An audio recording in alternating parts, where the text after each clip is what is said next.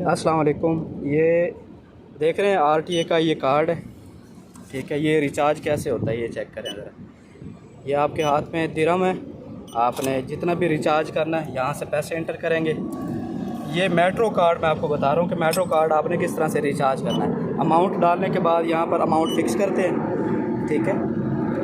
ले जी, ये please wait, और आपका जो है ये कार्ड रिचार्ज हो गया है।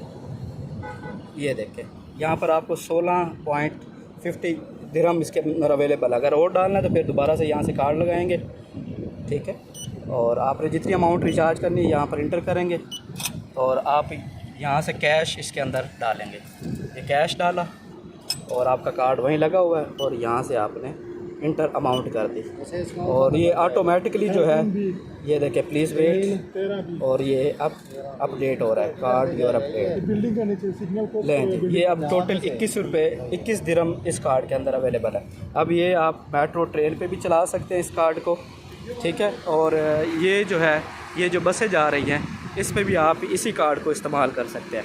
ये हर बस स्टॉप मेट्रो स्टेशन के करीब ये मशीन लगा दी गई है ताकि आवाम जो है वो बाहिफाजत इसके अंदर जो है अपने अमाउंट रिचार्ज करें और अपना ट्रैवलिंग करें।